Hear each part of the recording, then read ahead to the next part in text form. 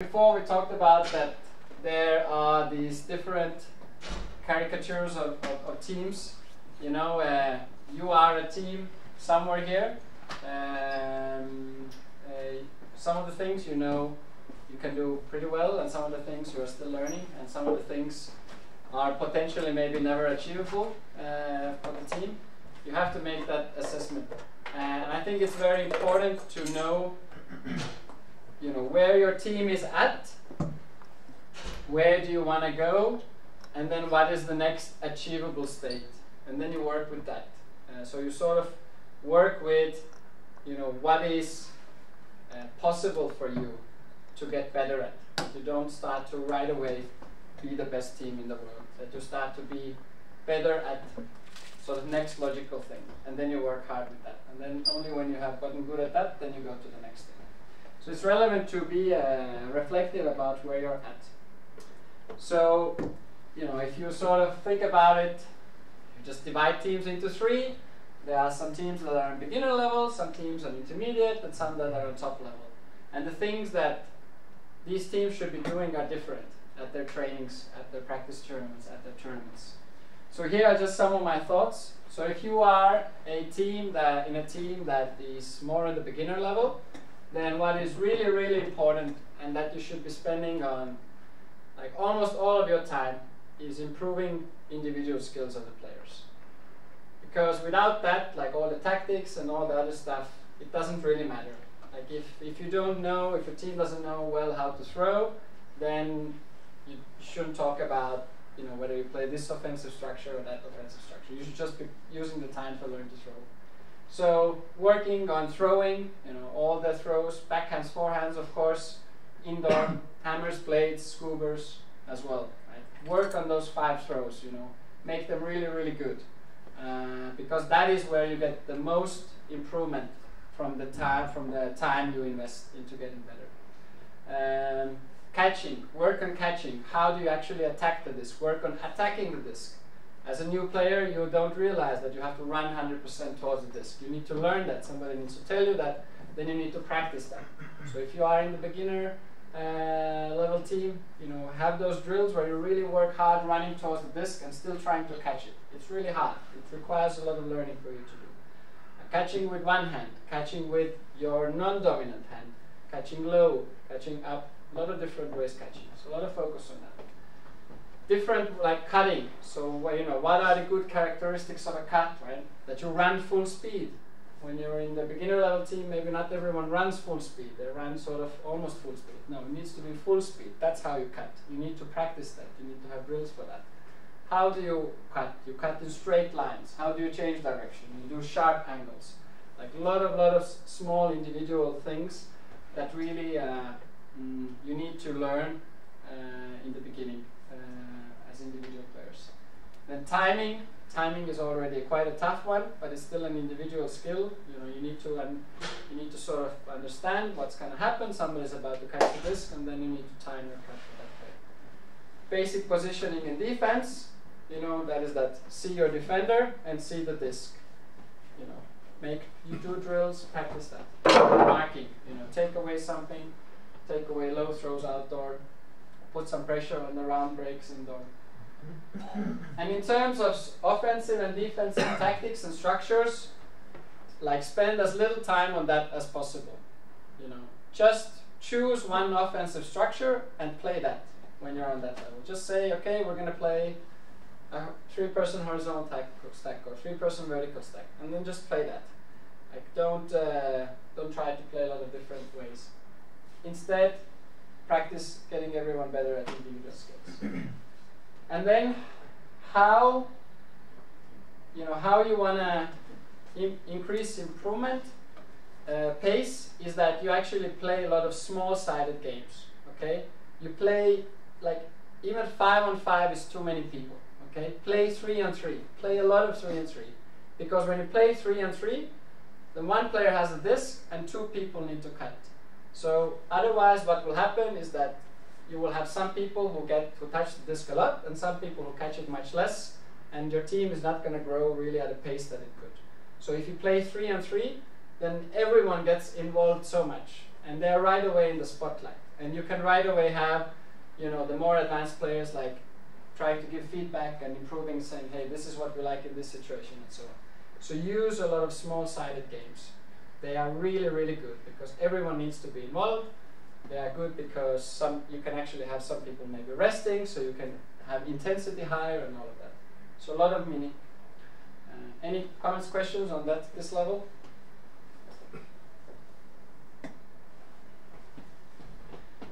Okay, so let's say you're in intermediate level, you have done these things, you're already better. So then now it comes to, okay, so how do you work together with other players on the field? Okay, now individually you're already good. Now it's, okay, how do you work together to be even better as a team? So things like flow in offense, you know, that is a team thing. How do you generate flow? What about positioning in offense? You know, where should you be on the field in relation to other players, in relation to what is happening on the field? How do you create space as a team so that somebody can go and attack that space, so you can move the disc there? These are the concepts that you should be working on this intermediate level. Then, you know, what is poaching? What is switching in defense? Introducing these things, practicing those. Introducing like zone defense. Okay, maybe you need to do a little bit of zone defense here as well, otherwise it's not so fun if you play against teams that play zone. But like now really dig into this, you know. Become a team that can play well against zone defense and maybe set up a B-zone defense or so. But the way how it works is that you can't be that, okay, now I'm in this level, so I don't do any more of these things. You need to still maintain these things. You need to still do some part of your individual skills. Okay, you need to still work on that because you can get better and you might have new players joining the team, but now more time can be spent and stuff. Then you can get sort of more nuanced in offense about main team structures. So what I really recommend to work hard is on resets, because that is the place where you turn over the disc. That impacts the game a lot. So have a very good system for resets. It's perhaps more important for outdoor as a topic, because indoors, so if there's not much wind, then you often have easy options, but still talk about your resets a lot. Where is your dump? If you need to go and just reset the stall count, how do you do it as a team? Practice that. You should have a good main team offense, and you should have a good offense against zone. And defense-wise, you know, like 1, max 2 good defenses is enough on this level.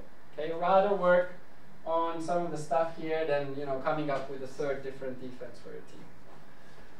And then on the top level, so what you really need to now focus on is, you know, your players have the skills, you know how to work together, but what is really hard to mimic is the high intensity, this high pressure situations. Like, how do you prepare yourself when you're gonna be in that, you know, main game of your season? And there's only one of those games. Like, how do you, like, you need to prepare yourself for that. Otherwise, you're gonna show up and lose, and it might take you like 5 years until you're gonna practice it enough. Like, try to already get the reps at your trainings. Try to go to practice tournaments. Set up good games against strong teams. So you mimic the high intensity in trainings. Here you focus also on decision making and mental toughness. So again, you make intense trainings. You can make drills where something is on the line. You know, it can be some fun competitions. You know, the ones that lose, they will have to do something. It can be funny things they have to do. They have to carry the winners on their back, or they just run sprints, or they do strength, whatever. But have some things where some things are on the line in the training situations. And then you can get much more nuanced in your tactics. Okay, you can have some very specific things. You can have a roller pull that goes out of bounds, and then you can have a specific clamp set up when you have thrown that disc. Or you can, you know, create the special zone against that main rival of your team because you know that they are weak somewhere. Here you can get really, really super crazy nuanced. And then you also should be game planning against opponents. So you really think tactically, okay, what does this other team do? So therefore we do this, because that will increase our chances. But my main takeaway perhaps is that teams tend to, teams that are maybe not yet on this level, maybe spend some time on some of this stuff at the trainings, while actually perhaps what they should be working on is individual skills, because they never got those to the right spot. Like those are the building blocks that are really important. Questions, comments?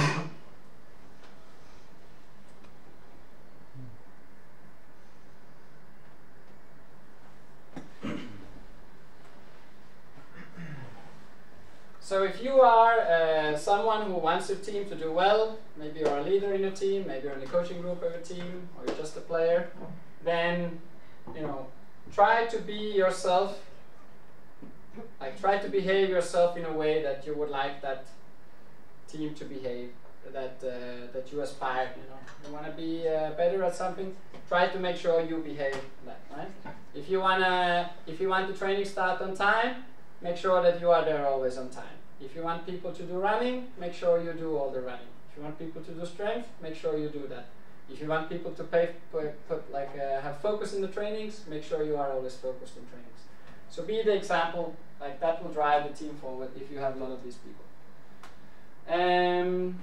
Now a little bit about season planning and thinking. So some of the things you can do before the season starts to increase sort of the chances that you do well in the season.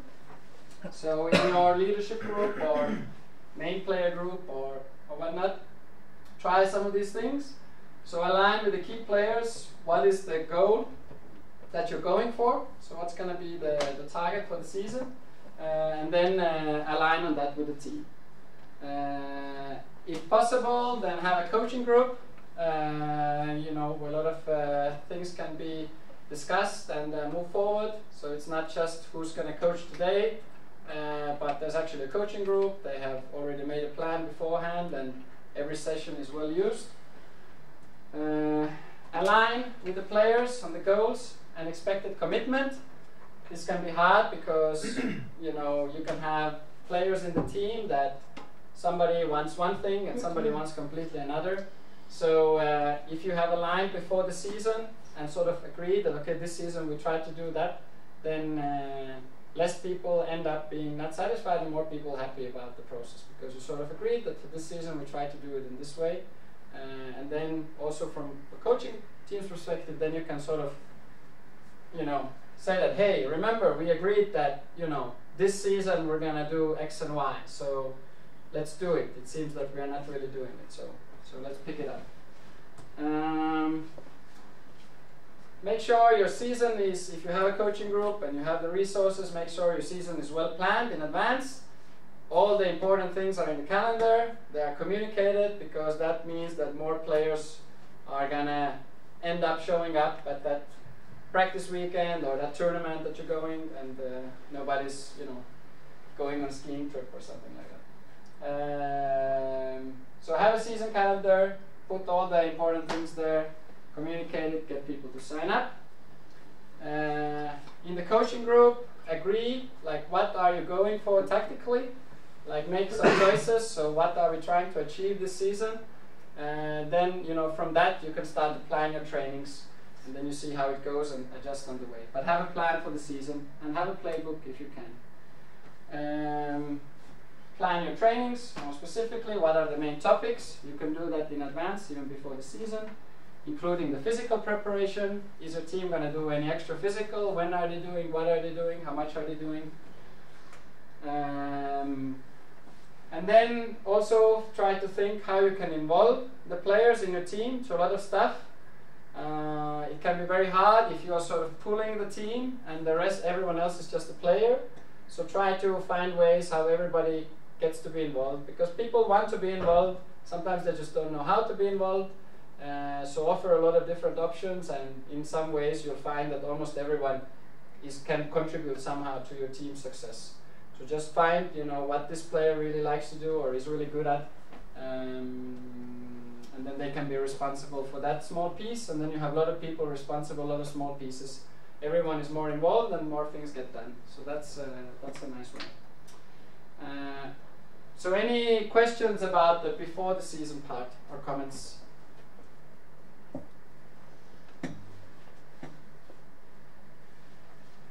Anyone has any thing to share of, I don't know, success story of how they did it well and it was so good, or maybe maybe a not so success, they tried and it just didn't work, or any comments on what you have done before? I have a question. You mentioned like figuring out the topics of your trainings. How into detail do you go with this? Like some specific drills, or just like these 2 months we're focusing on offensive tactics, these 2 months we're focusing on defense? Or I think start with that. I think in the beginning just start with the headlines. And then, you know, maybe you have agreed that, okay, this season we try to have this one offensive scheme and this one defensive scheme. So then you know, okay, we want to spend, whatever, 4 trainings on this offensive scheme and then 4 trainings on this defensive scheme. Then you can plan that in.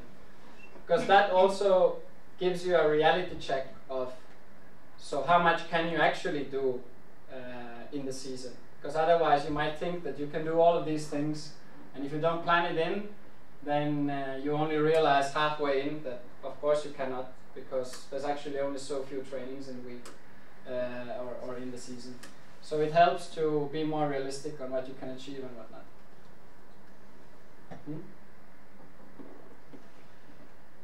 Anything more to share? Okay, during the season, so of course execute on the plan that you have, then you know, try to motivate each other, because usually what happens is that before the season you have this meeting and everyone's like, yeah, we're all gonna do it, and then when reality comes, then you know, not so much is really happening, because people, you know, have other stuff getting in the way. So try to find ways how to motivate yourself, you know, whatever it needs to be.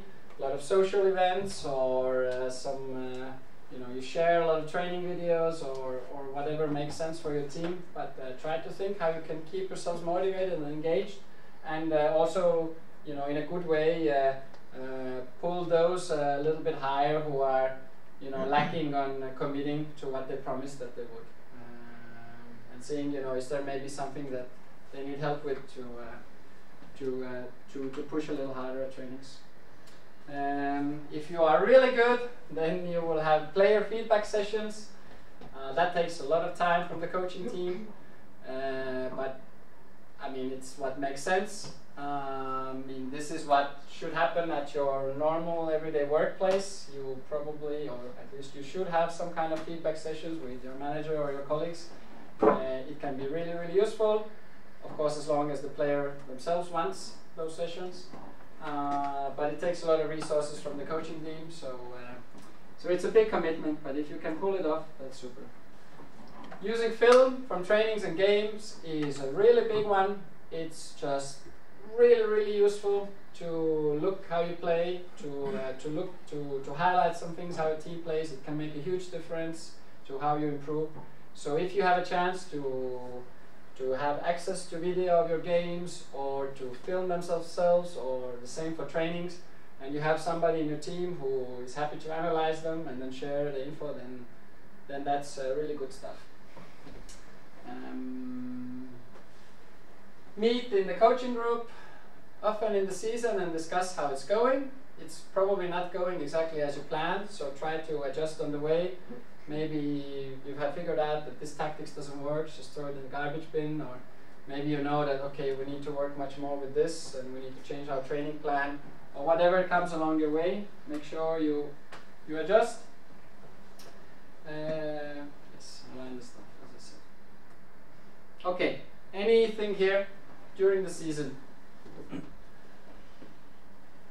Any comments, thoughts, reflections? I don't know, what about like the spirit? Like, it's not mentioned anywhere, like about the game as well. Like, how Yes. does that incorporate in here? And because I think it's important to have like good feeling while playing for everyone on the field, because we are doing this because we like this and we are putting 100% in. So like, how do we keep playing hard but also like be nice to each other? Yes. And everyone around and other teams and Yes, yes. So I think there's sort of two aspects. I think one is sort of you know, having a good social vibe in the team.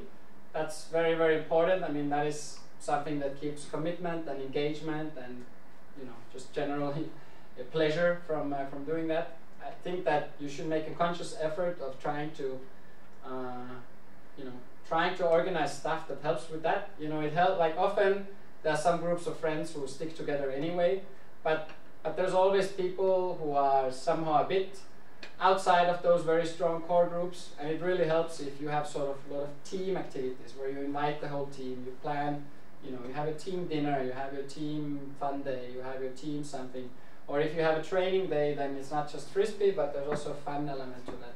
Maybe you do the frisbee day and then you go and do a do-it-your-own dinner afterwards at someone's place. Like, I think these are really important to keep motivation and glue the team together for many years.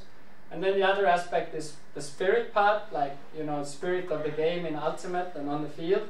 That is also something that takes effort if you want to be good at, and it makes sense to discuss how important that is for your team, and then how you want to approach that. Like we, for example, in KFK, we had a period where we had you know, our spirit scores were not that great, and we at some point decided that we want to work on that. So what we did is that we always scored like our own spirit after every game. So we discussed not only the other team's spirit but our own spirit every game, and we did that for a whole season. And you know, that's, you get quite a lot of good reps, and then you end up discussing, you know, situations where your team is not aligned, because that can be the trickiest part. So let's say physical, how physical you want to be. You have some people in your team who are happy to be really physical, and they're also happy when other people are really physical with them. And then you have the other extreme where people don't really want to be that physical, and they also call a lot of things when people are physical with them. It's really tricky when you have a team that has a big disparity in that part, because it's just confusing for every team you play, because some of them are getting a lot of body, and then at the same time we're calling when they are doing the physical. So when you have these discussions, then you sort of slowly start to align a bit more in the middle, and that makes your whole spirit better. We also had another rule, which was that we never rush any calls in the trainings. So whenever, because that's sometimes what you see, people really want to train, so it's like somebody calls something, and discussion goes longer than 10 seconds, others like, fine, just, you know, return it and let's play, let's come on, like, don't spend time with that. But we decided that no, like, all of these are opportunities for us to learn, so we encourage people to speak, you know, if they want it for 3 minutes and figure it out. And then we had a spirit captain and we asked, so what's your opinion on that, and so on.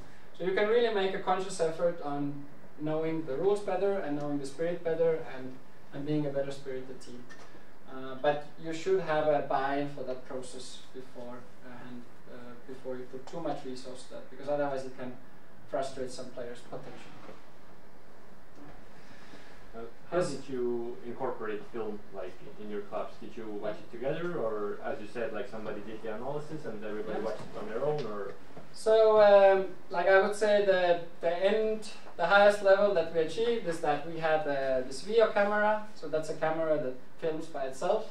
So we had it at every training. So we had video for every single training, and then we encouraged people to watch it on their own. But then we also had some of the coaches watched and then just highlighted some things. So then we just said, okay, now we have added comments to the video. So then when you watch, then you can also see where it's highlighted some stuff. So that was sort of the highest level of video analysis we went to. So we had everything filmed. And I think it could have been done even more, but then you really need to start to add resources, like how much people do have time to analyze it and spend time on that. But it can be really rewarding.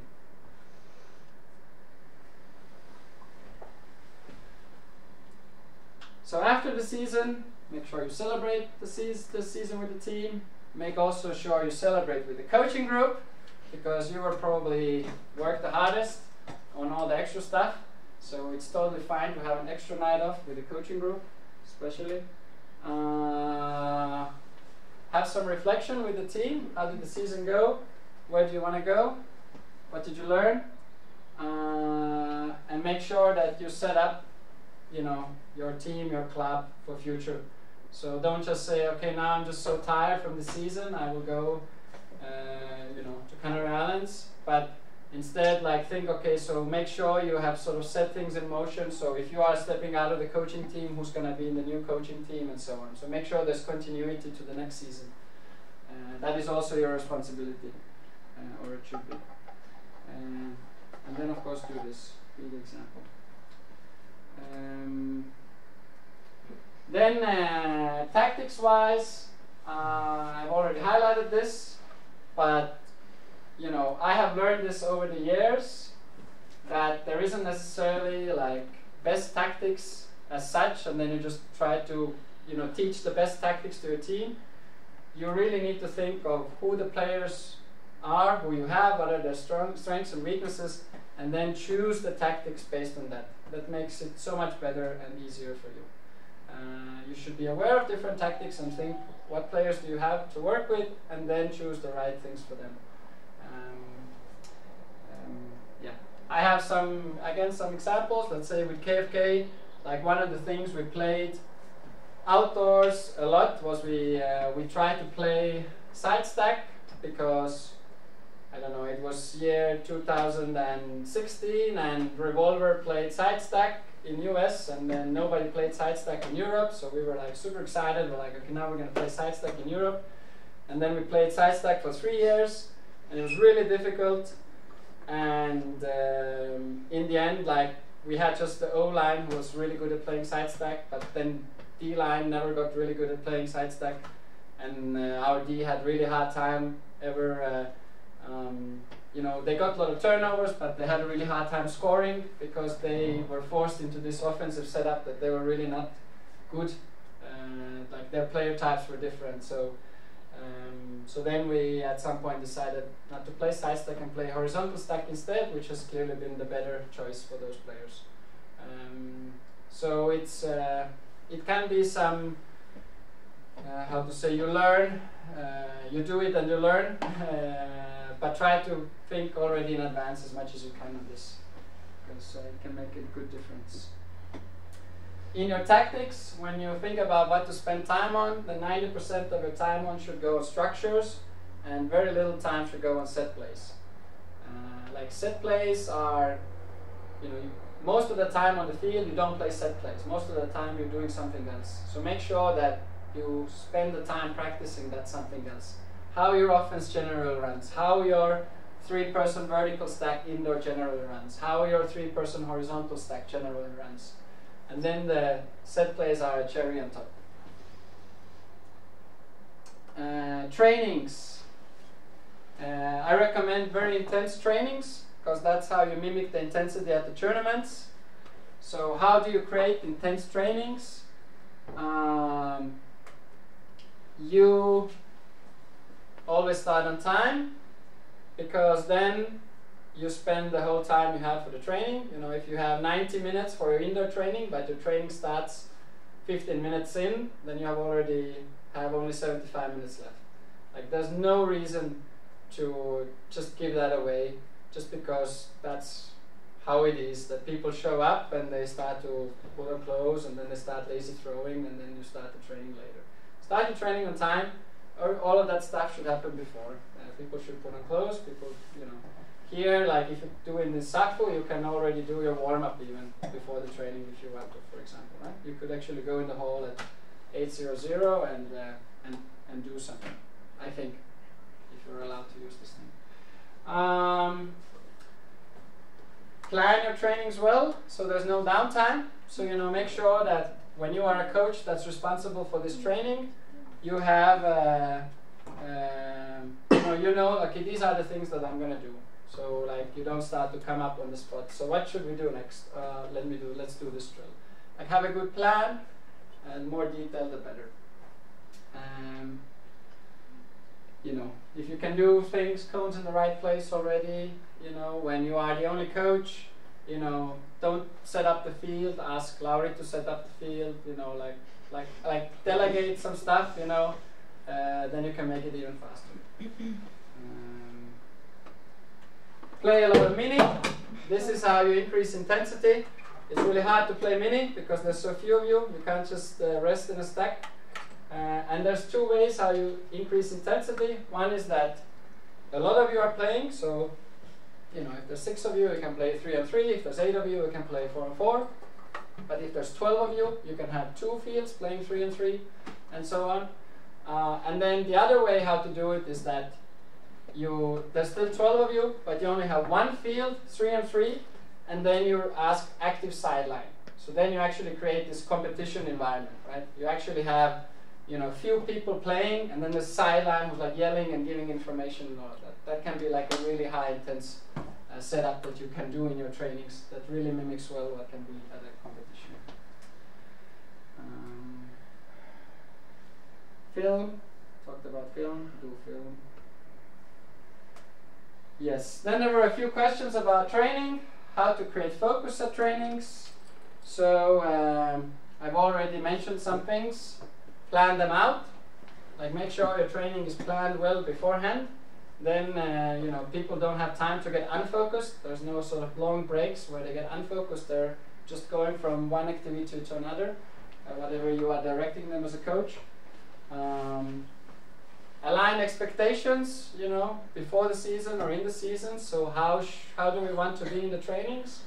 Maybe you have different types of trainings. Maybe you say that Sunday we're going to have fun, relaxed trainings, and then the Tuesday training that's going to be really intense and good focus and all that. And also, it starts with actually even step before is that why are people even in the team in the first place?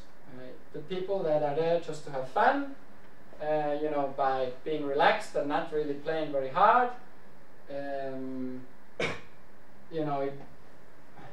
it doesn't create the good end result if you ask them to be focused in the trainings a lot.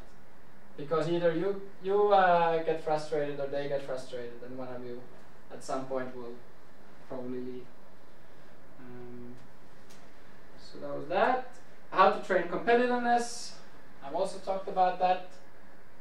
In some ways, you want to have high intensity in the trainings that is competitive. You want to incorporate games in your trainings, so not just the ultimate game, but like a lot of different games. You can have some drills where somebody wins and somebody loses and things like that. You can create a lot of competitions. You can make some fun rewards for the team that loses and so on. So you can find ways how to tune up the competitiveness if that is something that you feel that the team needs. Okay, so that was the things that I had with me in relation to how to set up your team to succeed. So what questions or comments do you have on those things that I talked about, or some other aspects that you are wondering in under that headline? Yeah? You mentioned like doing everything in seasons for team prep, but like to me it kind of seems like Ultimate doesn't have seasons, or it just goes year round, because we start the outside season in May, do it until September, and then in September we go and the indoor season just starts. So is it worth planning some specific off season for your own team, or just go year round, have competitions every month or something? Yeah, it's a good question. In my opinion, I think it is more healthy for the team club to think and live in seasons than sort of this endless loop of Ultimate, because like it just starts to sort of like the focus starts to not be there. We're just like, okay, we're now training indoor because it's cold, and okay, now we're training outdoor because it's warm, and we just go flow from one to one, and we go to that tournament because we always go to that tournament. So like it lacks sort of focus, and you can do that. It's a fine way. You just enjoy playing with your friends and so on. But if you want to improve the team and get a bit more out of the time that is being put in, then it makes sense to sort of plan in some chunks, and then to set up some goals for that chunk. and then to try to do as well as you can, and then reflect afterwards, how did you do, and then plan a new chunk and do it better. So I think in some ways it is healthy if we would think about it in seasons. Even here, we have the indoor and we have the outdoor part, and if it so happens that you have agreed that okay, this season is going to take away a lot of the energy from a lot of players, maybe you're really focusing on this next indoor season, then you should also consider, okay, perhaps we need a little time for a break then after that, because like a lot of the people have put in a lot of time, so maybe we say, okay, we don't train for 2-3 weeks after that, or we're just gonna do something very different. It's just gonna be all club-wide fun, pick up like a game training where we don't practice any drills or anything. So I think thinking about it in these chunks and seasons could be healthy, and then you are perhaps more reflective on what you are doing as this group, so you can get more out of it, what you want. Does that answer your question? Yeah. Yes? Good. What else? How to set up a team to succeed? In real life, it's also, once again, like there are examples how the team evolves and gets better. In real life also for all the clubs, the challenge is this getting new player stuff and getting those into all the specific things. So in real life, that's the big thing of clubs and teams need to deal with. For sure. And my strong recommendation is that you should have 2 teams in your club, because everything else is very tough. And yes, it requires a bit more resources, but it's not so much like to set up this beginner training. I mean, yes, it does require from the existing players to be coaching that beginner team and so on, but it can be really rewarding because now your player pool is bigger. When you do social stuff, you have more people, it's fun, and then you have some of these teams who are starting in the beginners team, and they are moving, and then they will be supporting your advanced team later on. As a club, it will make a lot of sense to try to go for at least 2 teams in your club. More things?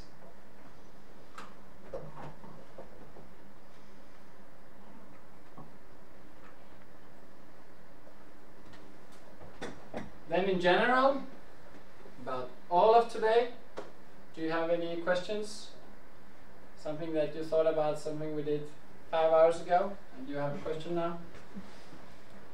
Maybe you have still some ideas or hints how to still start with the zone, defense, offense with new players. Like, what are the really first things to pay their attention to in order to get them understand this logic better?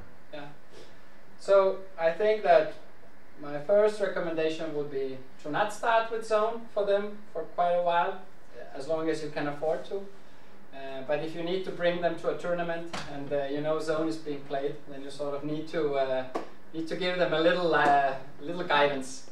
I think that you should first try to isolate some situations on the field before you introduce them the whole thing. So one of the things we probably some or most of you have done is you have perhaps done this drill where you have a circle of players and then you practice what a cup is doing. So you have a disc here, and this circle of players is throwing the disc in between them, and you are not allowed to throw to the break side first person, and then you have, I think for indoor you should think you practice 2-person cup, so you have 2 people here in a cup. Maybe in that sense you maybe say, okay, you also can't throw here, so you can't throw to this person and this person, but you can throw to them. And then you just have this exercise where these players, learn about how to work together as a cup and how to move and set up a force, and then the other players learn a bit how to throw against the cup. So this would be, the first exercise to teach people about what a cup does. Then, like another nice one about learning how to cooperate, like how to work together against zone, is that you make this field that is long and narrow, and you can put end zones, you don't need to, but let's say you put end zones. And then the offense has 3 players and defense has 2. Okay, so then you need to, and when I mean narrow, it is, what is it, 3 meters maybe wide, and whatever length, doesn't matter, there are 20 meters long, okay? But it is very narrow, so actually you give defense some chances. So you have these 3 people trying to score against 2 other players, so these 2 really need to work together. So you should start with some of these smaller portions of what it is to play zone and how it is to play against zone, the thinking ways. And then you can make it bigger and bigger. If you want to get some more ideas from me in addition to these 2, then just ask me at some point and I'll share some more ideas what you can do. Does that answer the question? Yeah, it helps. Helps? Yes. Okay, what else? What about handler position with Yes. 3 and 2 handlers? Yes. So what specifically would you like to know? Because you have always, like when you have thrown them, you have done them in the same line. Like I like to be behind 45 degrees. Yes. So it's perhaps more important outdoors, and you can get away with more indoors. But in general, well, if in you have indoors, like this field is small, and if you have 3 handlers all in the same level, like the defenders might start to poach and be in the ways of the. Yes. Yeah. Yes, that's true. So my advice would be that if you have a situation where there's only one dam, maybe that's the type of offense you play. You play a 3-person Werder Ho. Then you can be here in the 45-degree angle here, because then you can effectively cut upfield and to the break side. The reason why indoor is it's a bit less advantageous is that this break side throw here, it's hard to execute this throw here and then a break throw right away, because it still takes a bit of time and then the defense can get in the right position. Outdoor, it's more powerful because it's harder for the defense to cover the whole field on the break side. But if you have one dam, then a very good place here is to be 45 degrees backwards, because you are a double threat to 2 different places. As a defender here, you have to choose a bit what you are defending against. But if you are 3 people,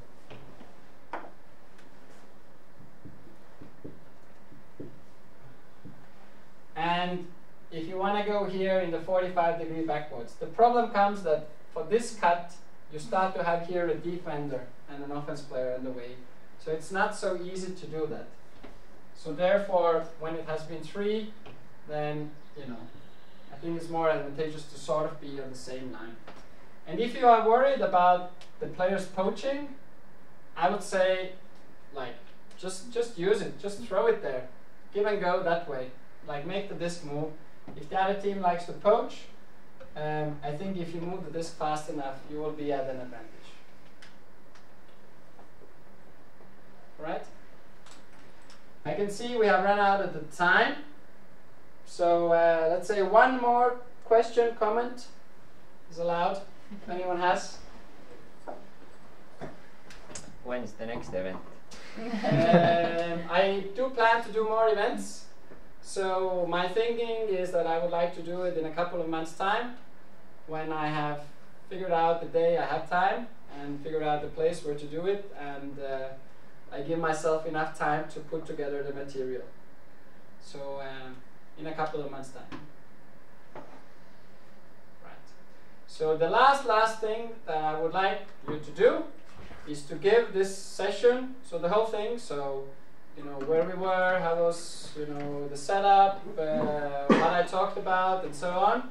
So what you have to do is you have to think a bit, and then you have to put some fingers in the air, where one says that you think that today was not very good, basically, or quite bad, and then 5 would be that you think today was really good. So I just get a little bit of a sense where you're at, and you can be also put 2 or 3 or 4 or 5. Do you all understand? All right, countdown. 3, 2.